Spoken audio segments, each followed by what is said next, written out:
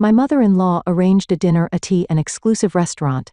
But when I arrived, there was no seat reserved for me. She smirked. Maybe a budget place suits you better. I burst out laughing and asked the owner for a seat, because the owner was. The maitre d' barely glanced at me before shaking his head. I'm sorry, madam, but there's no reservation under your name. I blinked, momentarily thrown off. That's impossible.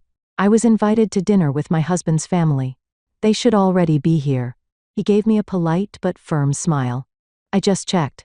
There's a reservation for 6 under Morgan Sinclair, but I'm afraid a sharp, familiar voice cut through the conversation. Oh, Claire. Morgan's voice rang out, dripping with amusement. Did you really think I'd include you in tonight's dinner? I turned to see my mother-in-law standing just a few feet away, dressed in her usual designer ensemble, her platinum blonde hair perfectly styled. Seated behind her, my husband Adam sat stiffly, his gaze darting between us, clearly uncomfortable but saying nothing. Beside him, his sisters, Charlotte and Emma, whispered to each other, smirking. I felt my stomach twist, but I refused to let it show. I don't understand, I said, my voice calm. Morgan's smile widened. Oh, sweetheart, I didn't think you'd actually come. She chuckled as if I had done something amusing. This is a family dinner.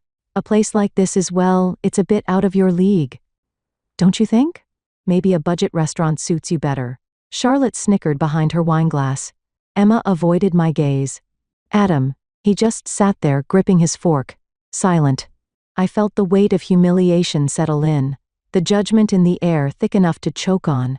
Other guests were beginning to notice, their curious glances flicking toward the unfolding drama. I should have seen this coming. For years, Morgan had made it abundantly clear that I was never good enough for her son. I didn't come from old money like she did. I didn't attend prestigious schools. I wasn't born into their privileged world. From the moment Adam and I got engaged, Morgan had gone out of her way to remind me that I didn't belong. At first, it was subtle. The passive-aggressive comments about my simple tastes, the way she would conveniently forget to invite me to family events, the expensive gifts she would buy for Adam while giving me nothing but empty smiles. But tonight, she had taken things to a whole new level. She had planned this. She had arranged for my husband's family to have a luxurious dinner at one of the most exclusive restaurants in the city, ensuring I would be left standing at the entrance like an unwanted outsider. And she was enjoying every second of it. The humiliation should have burned. I should have felt small. But instead, something inside me clicked. I smiled, a slow, deliberate smile that made Morgan's expression falter for just a second. Then, without a word, I turned to the maitre d'. Would you be so kind as to ask the owner to come out? I asked, my voice smooth and confident. Morgan let out a laugh. Oh, please. Do you really think the owner of this place is going to come out here just because you asked? I turned back to her and met her gaze evenly. Yes, because the owner of this restaurant, he knew me very well. And in a few moments, my dear mother-in-law was about to learn a lesson she'd never forget. Morgan's smirk didn't waver, but I could see it, the slightest flicker of doubt in her eyes. She had spent years treating me like an outsider. But tonight, she had escalated her little game into outright humiliation. And she had done it in front of my husband, his sisters, and a restaurant full of people. The air around us felt thick, heavy with anticipation as I stood my ground, refusing to let her win. The maitre d' hesitated, clearly unsure whether to humor my request. But before he could respond, a deep voice cut through the tension. Claire? I turned just as Daniel Laurent, the owner of this exclusive establishment, stepped into view. A man in his early 50s, Daniel was the definition of refined elegance.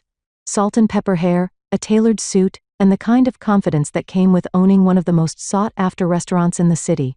Morgan's eyes widened slightly as she registered the way he looked at me, not with dismissal, but with genuine warmth.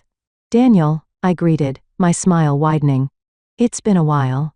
His gaze flickered over to Morgan, then to Adam and his sisters before settling back on me. It has. What brings you here tonight? I gestured toward the table where my in-laws sat, their expressions shifting from amusement to something far more uncertain. Apparently, I wasn't included in the reservation, I said lightly. A bit of an oversight, wouldn't you say? Daniel's eyes darkened slightly, catching the unspoken subtext in my words. Then just as quickly, a polite smile curved his lips. That won't do at all, Morgan scoffed, crossing her arms. Oh, please. Do you really think this restaurant can just find a seat for her? This is a private dining establishment. You don't just walk in and expect a table. Daniel's expression remained unreadable. You're absolutely right, Mrs. Sinclair, he said smoothly. This restaurant does not accept last-minute walk-ins. I felt a pang of disappointment, but before I could respond, he turned toward the maitre d'. But Claire is not a walk-in. She is family. The entire table froze. Charlotte's glass nearly slipped from her fingers. Emma's eyes darted between me and Daniel in shock. And Adam? His grip tightened on his silverware, but still he said nothing. Morgan, however, wasn't one to back down easily. She let out a disbelieving laugh. Family? Oh, this is rich. You must be mistaken. Claire is my son's wife, and I assure you she has no connections to actually, I interrupted smoothly. Daniel and I go way back. Morgan narrowed her eyes. How? I leaned forward slightly, my voice just loud enough for those at the nearby tables to overhear. Before I married Adam, I used to work in fine dining. And Daniel? He was my mentor. A stunned silence settled over the table. Morgan opened her mouth, likely to protest, but Daniel cut her off with a smile that didn't quite reach his eyes. Claire isn't just some former employee, he said calmly. She trained under me when she was fresh out of culinary school. I personally taught her everything she knows about hospitality and high-end service. She was one of the best students I ever had. Morgan's jaw tightened. This was not going how she had planned. I could see the realization settling in, the fact that despite all of her efforts to belittle me, I had a past she knew nothing about. A past that now undermined her entire stunt, and I wasn't finished. I turned to the maitre d', still standing awkwardly at his podium. I assume Daniel's word is good enough to find me a seat? The maitre d' immediately straightened. Of course, Miss Claire. I'll have the staff prepare a table right away. Morgan's face turned a shade of red I had never seen before. This is ridiculous, she hissed under her breath. You're telling me she gets special treatment just because she used to work for you? Daniel chuckled. No. She gets special treatment because she earned it. The maitre d' signaled for a waiter who hurried over and began setting a place at their table, right next to Adam. Oh, I mused, feigning surprise. Looks like there's actually plenty of room after all. Morgan's fingers curled into fists against the tablecloth. This is absurd. I leaned in just slightly, lowering my voice so that only she could hear. What's absurd is that you thought you could humiliate me and get away with it. Her nostrils flared. You're being dramatic. I shrugged. I'm just enjoying dinner with my family. Isn't that what you wanted? Before she could snap back, Daniel patted my shoulder. I'll have the chef send over something special for you, Claire. Morgan nearly choked. Something special? Daniel smiled. On the house, of course. Morgan was seething now, but there was nothing she could do. Adam, still silent, reached for his drink. But I caught the flicker of something in his expression. Was it relief? Embarrassment? Shame? I wasn't sure. But what I did know was that this dinner had just begun. And Morgan Sinclair? She was going to regret ever thinking I could be dismissed so easily. The waiter placed a freshly polished silver plate in front of me, followed by an elegant amuse-bouche. Something delicate, artfully arranged and entirely complimentary, courtesy of Daniel. Morgan's expression, pure unfiltered rage. Oh, I murmured, picking up my fork and slicing through the dish with practiced ease. This looks incredible. I took a bite, savoring it. Not just the taste, but the deliciously tense silence that followed. Across the table, Charlotte and Emma exchanged wary glances. Adam still hadn't said a word, choosing instead to stare at his wine glass as if it held the answers to his problems. Morgan, however, wasn't the type to accept defeat gracefully. She took a slow sip of her own wine before placing the glass down with a little too much force. Well, she said, forcing a tight smile, I suppose it's only natural that someone like you would know people in hospitality. I arched a brow. Hospitality? Morgan waved a hand, feigning politeness. You know, service industries, waiting tables, kitchen work, not exactly the kind of careers we're accustomed to in this family. Ah, there it was. The real reason she had orchestrated this entire charade. It wasn't just about excluding me from dinner. It was about reminding me in front of everyone that in her eyes, I was still just a woman who had worked her way up from nothing. I took another sip of wine before responding. You say that like it's a bad thing. Morgan's eyes flickered with something, annoyance, maybe even a bit of surprise. She had expected me to be rattled, but I wasn't. Not anymore. I simply meant, she continued, that it must have been quite an adjustment for you, marrying into a family like ours. Her tone was light, but the words dripped with condescension. And Adam still said nothing. I turned my gaze to him, studying the way he refused to meet my eyes, and that's when it hit me. This wasn't just about his mother's cruelty, this was about his silence. Because this wasn't the first time Morgan had tried to humiliate me. It had happened at our wedding when she conveniently forgot to invite my side of the family to the rehearsal dinner. It had happened at Christmas when she gifted me a cookbook titled Simple Recipes for the Clueless Wife in front of an entire room of people. It had happened last summer when she made a snide remark about how fortunate I was that Adam had taken a chance on me. And every single time, Adam had let it slide. And I had told myself it wasn't worth fighting over, that I didn't want to be the cause of conflict. But this was different. This wasn't just a passive-aggressive comment. This was an orchestrated attempt to humiliate me in public. And he had let it happen. I set my wine glass down, the movement slow, deliberate. Then I leaned forward slightly, resting my elbows on the table. Morgan, I said, my voice smooth even. Do you know what the difference is between you and me? She tilted her head, curiosity flickering in her eyes despite herself. I smiled. I worked for everything I have. A sharp, stunned silence fell over the table. Morgan's face hardened. Excuse me? I didn't blink. You heard me? I felt Charlotte stiffen beside her mother. Emma pressed her lips together as if suppressing a laugh. Morgan scoffed. Are you trying to imply that I haven't worked for what I have? I let the question hang in the air. And then, before she could formulate another condescending response, I added, I didn't marry into wealth. I didn't inherit status. I built my career from the ground up. And yet, I gestured at the table. Here we are, sitting at the same restaurant, eating the same food with the same level of respect from the owner. Morgan's fingers curled around her napkin, knuckles white. Charlotte and Emma weren't laughing anymore. And Adam? He looked like he wanted to crawl under the table. For the first time since I had met Morgan, I saw something flicker across her face, something she usually hid too well.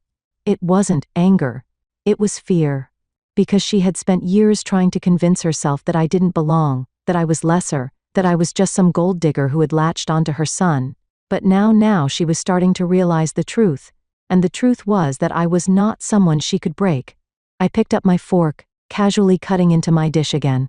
Oh, and Morgan? She exhaled sharply through her nose, clearly furious that I had stolen control of the conversation. What? I smiled, slow and deliberate. You should be careful about who you look down on. I speared a bite of food and placed it in my mouth, chewing slowly before adding, you never know who might end up above you. The tension at the table was suffocating. Morgan, usually poised and in complete control, sat stone-faced. Her fingers curled so tightly around her wine glass that I half expected it to shatter. Adam looked like he wanted to disappear into his seat.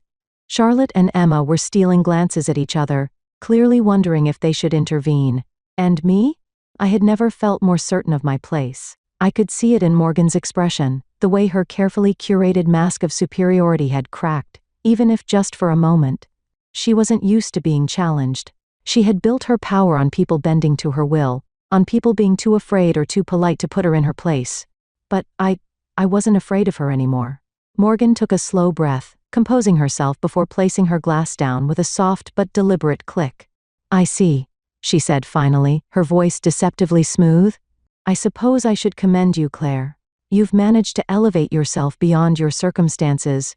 I took another sip of my wine, not giving her the satisfaction of a reaction. But tell me, she continued, her lips curving into a saccharine smile. If you're so independent, so self-made, why is it that my son is the one paying for your lifestyle? I paused. Charlotte let out a quiet gasp. Emma shifted uncomfortably. And Adam?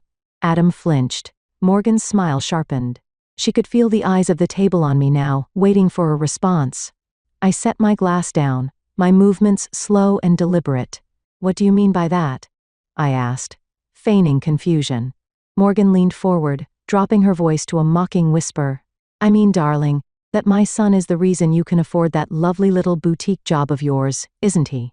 You don't actually need to work, yet you play pretend at having a career. How charming. She tilted her head, her smug smile returning.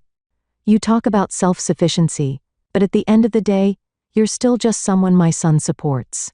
And there it was, her final card, the insult meant to humiliate me beyond recovery. The final blow to put me back in my place. I let the words settle, taking in the way Adam still refused to look at me, the way his sisters held their breath, waiting for me to crumble. And then I laughed. Not a small embarrassed chuckle, a full genuine laugh. Morgan's smirk faltered. I'm sorry, is something funny? I placed my napkin back onto the table, still chuckling. I just realized how truly out of touch you are, Morgan.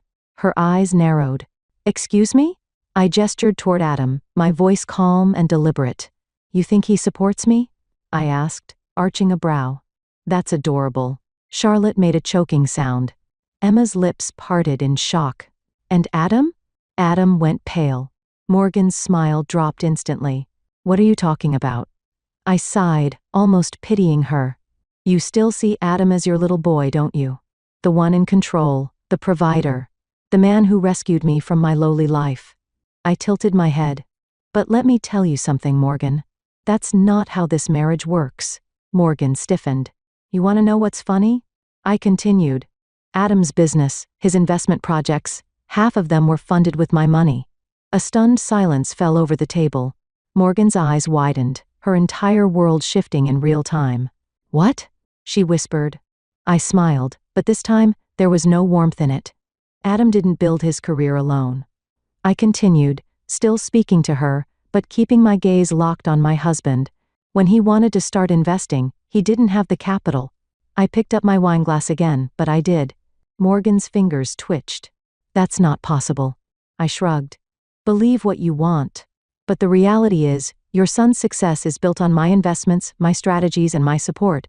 Charlotte and Emma looked at Adam for confirmation. But Adam, still silent, still frozen in place. I shook my head. You think you can humiliate me by painting me as some dependent little housewife? That's laughable. Because the truth, Morgan, Adam needs me far more than I need him. Morgan's face turned a deep shade of red. I leaned back, crossing my arms. You spent all these years trying to make me feel like I don't belong, but I've been the one keeping this marriage, and by extension, your precious family name afloat. Emma looked like she was about to pass out. Charlotte? Completely speechless. And Adam? Adam finally opened his mouth. Claire? He croaked. Maybe we should. I held up a hand, cutting him off. No, Adam, I said, my voice firm. You don't get to maybe we should be right now. Not after you sat here in silence while your mother tried to humiliate me. Morgan looked at him now, realizing for the first time that her son, her golden boy, was completely spineless. And suddenly, she didn't look as proud of him anymore. For the first time she looked at him like he was small, like he was beneath her expectations, like he had failed her. A delicious role reversal. I stood up, smoothing down my dress. I think I'm done here. Morgan's nostrils flared. You can't just... I turned to Daniel, who had been watching from a polite distance. Daniel, it was lovely seeing you. Thank you for the hospitality. Daniel nodded, amused. Always a pleasure, Claire. Then I looked at Adam. You coming? He hesitated, staring at me, then at his mother. And in that moment, I knew. I knew exactly what he was going to do, because Adam had never chosen me before, and he wasn't about to start now. Morgan smiled triumphant. And I smiled right back, because what she didn't know was I had already made my choice too. And soon, she was going to regret ever trying to put me in my place, because I was about to show her and Adam exactly how powerful I really was. Adam didn't follow me. I hadn't expected him to. As I stepped outside the restaurant, the cool night air brushed against my skin, but I barely felt it. My mind was sharp, clear. This dinner had been a long overdue wake-up call, a moment of truth that had been years in the making, and now it was time to act. I pulled out my phone, my fingers steady as I typed a message. We're moving forward. Initiate the process first thing tomorrow. Within seconds, the response came. Attorney, understood. You'll have the first draft of the divorce settlement by noon. I exhaled slowly, staring at the screen. Divorce. The word didn't scare me. What scared me was how long I had ignored the truth, that Adam had never been on my side, that for years I had been alone in my own marriage but not anymore. Tonight had been the final push I needed. And Morgan? She had no idea just how thoroughly I was about to upend the life she had worked so hard to control. I arrived home before Adam, which gave me just enough time to do what needed to be done. First, I walked into the home office, the one that Adam used for his investments, and I opened the safe. The passcode? He had never changed it. A mistake. Inside were all the financial documents, bank statements, investment portfolios, business agreements, and the one I was most interested in, the contract that tied his most lucrative investment to my initial funding. I picked it up, scanning the familiar legal jargon. This was the document that proved I was the financial backbone of his entire empire. Morgan thought her son was the great businessman of the family. But without me, he was nothing. I took a quick photo of the contract, then placed it back exactly where I found it. There was no need to take it, not when I already had what I needed. Next, I went to the bedroom. I pulled out a suitcase and began packing. Not in anger, not in haste, but in absolute clarity. This wasn't an emotional decision. This was a calculated departure. By the time Adam walked through the front door, I was sitting on the couch, suitcase by my side, waiting. He paused in the doorway, staring at me like he wasn't sure if he had come home to the right house. Claire? I tilted my head. Took you long enough. His eyes darted to the suitcase, his breath catching. What are you doing? I stood up, calm and controlled. Leaving. Adam's mouth opened slightly, but no words came out. You made your choice, Adam, I said smoothly. Back there at the restaurant, when your mother humiliated me again, and you just sat there. His jaw tensed. I was trying to keep the peace. I laughed. Peace? Adam? Your mother planned this entire dinner to embarrass me. She booked a table and left me off the reservation on purpose. She insulted me. She tried to make me feel like I didn't belong. I stepped closer, watching him shrink slightly under my gaze. And you let her, just like you always do. He rubbed the back of his neck, clearly flustered. It's complicated, Claire. You know how she is. I let out a breath. No, Adam. It's simple. You're weak? His eyes snapped to mine, offended, but it was the truth. You've spent our entire marriage letting your mother dictate how you treat me. I was patient, Adam. I gave you so many chances. But tonight, I shook my head. Tonight, I finally saw you for what you are. Adam swallowed hard. Claire, let's just talk about this. I sighed. That's the problem, Adam. There's nothing left to talk about. I picked up my suitcase and brushed past him. And then, just as I reached the door, I'll fight you on this. I turned. What? Adam's face had darkened, his voice low. If you think you're walking away from this marriage with half of everything, you're mistaken. I stared at him for a moment before smiling. Oh, Adam, I said softly. You really should read your own contracts more carefully. Confusion flickered across his face. What? I cut him off. You wouldn't even have half of what you own if it weren't for me. You use my money to build your investments. And guess what? I let the moment hang. I have all the paperwork to prove it. His face drained of color. I stepped closer, lowering my voice. I let you borrow my money, Adam. I let you build something with it. But now, I smiled. Now I want it back. Adam staggered back a step, the reality hitting him all at once. He thought he could threaten me? He had no idea who he was dealing with. Adam stood frozen in the doorway, his face pale, his jaw clenched. I could see the exact moment the realization hit him, that I wasn't just leaving him, I was taking everything he thought he controlled. He opened his mouth, probably to argue, to beg, to try and manipulate me like he always had, but I didn't give him the chance. I'll be staying at the penthouse, I said, adjusting the strap of my bag over my shoulder. His brows furrowed. What penthouse? I smiled, tilting my head slightly. Oh, Adam, the one you think you own. I watched as confusion turned into horror. The downtown penthouse? He asked, voice uneven. The one I bought under my name? Yes, I said smoothly. I had my lawyer review the ownership documents earlier today. It was never yours, Adam. His nostrils flared. You wouldn't? I already did. I reached into my bag and pulled out an envelope, tossing it onto the counter. He hesitated before opening it, his eyes skimming over the legal document inside. His hands shook. This, he swallowed. This says you own 51% of my investment firm. I nodded. Correct? His breathing turned shallow. That's impossible. I shrugged. Not really. I was the initial investor. Remember? I never transferred ownership over to you. You just assumed I did because, well, you never actually read the contracts, did you? I watched as panic took over his features, his mind racing, probably wondering how the hell he had let this happen. Claire, he said, voice tight. You can't just take this from me. I smiled. I'm not taking anything. I already own it. He staggered back, gripping the counter. This was the man who had let his mother humiliate me, who had sat there in cowardly silence while she tried to strip me of my dignity. Now he was the one powerless. I don't understand, he muttered. Why? Why are you doing this? And for the first time in years, I felt completely undeniably free. Because, Adam, I said, I finally see my worth. And with that, I turned and walked out of the house for the last time. A month later, I sat in the penthouse, legs crossed, a glass of champagne in my hand. Across from me, my attorney smiled as she slid the finalized divorce papers toward me. It's official. You're free. I exhaled slowly, running my fingers over the thick paper. Free. The past few weeks had been a whirlwind. The legal battle? Short and brutal. Adam had tried to fight, of course. He had stormed into meetings, demanded a better deal, threatened to take me to court. But the moment my lawyers laid out the documents proving I was the true majority shareholder in his firm, his arrogance had collapsed. Morgan had tried to intervene. She had called me furious, accusing me of being a gold-digging snake.